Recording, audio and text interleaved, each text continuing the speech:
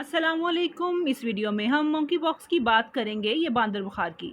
ये जो monkey pox है, इसकी वजह से तकरीबन सारी दुनिया में ही खौफ व हरास पाया जाता है। दर हकीकत ये खौफ व हरास मंकी पॉक्स के अलावा इसकी फैमिली की वजह से है। दोस्तों, ये मंकी पॉक्स की जो बीमारी है, ये पूरी दुनिया में तेज़ी से फैल रही है। ये जिस वायरस की वजह से होती है, इसका नाम मंकी पॉक्स वायरस है। इसका ताल्लुक स्मॉल पॉक्स फैमिली से ही है। स्मॉल पॉक्स की बीमारी से दुनिया भर में 3,000 लोगों को नुकसान पहुंचा। वैक्सीनेशन से इस पर काबू पा लिया गया।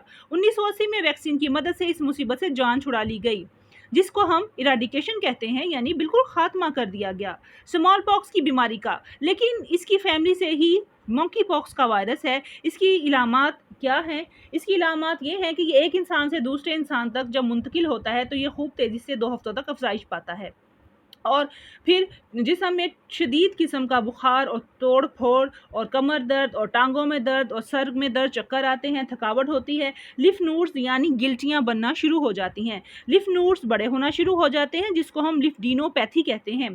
बुखार कम होते ही स्किन पर रैशेस बन जाते हैं या सुर्खी माइल दानों का आगाज़ हो जाता है।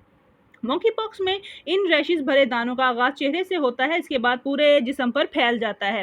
हाथों की हथेलियाँ और पाँव की तलियाँ यानी हैंड्स, पाम और सोल्स जो होते हैं, इन पर भी दाने बनते हैं।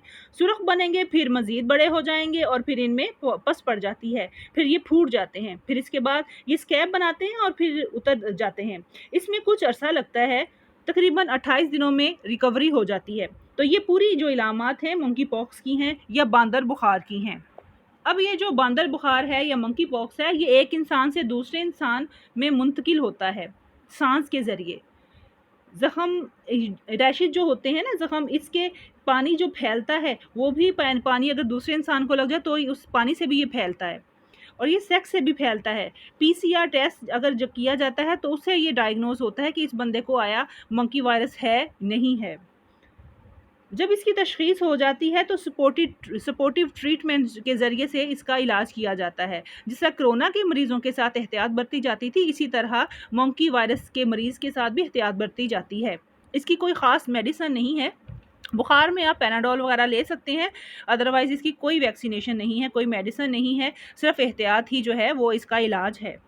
इससे घबराने की ज़रूरत नहीं है। जिस तरह स्मॉल पॉक्स अपनी एक उसका एक टाइम पीरियड है, उसमें उसने दाने बनने होते हैं और भरते हैं और फिर वो ख़त्म हो जाते हैं। आहिस्ता-आहिस्ता उनका जो निशानात हैं वो चले जाते हैं। इसी तरह मंकी पॉक्स की बीमारी है, वो भी आहिस्ता-आहिस्ता रिकवरी कर जाती है। तकरीबन आपको 28 दिन लगते हैं उसमें, बुखार और वो दाने भरना और वो फूटना सभी उसी में ही शामिल होता है। बस सिर्फ़ इसका इलाज यही है कि इसको सपोर्टिव ट्रीटमेंट दी जाए और एहतियात की जाए। अपना और अपने दोस्तों का बहुत ख़्याल रखिएगा। अस्सलामु अलैकुम।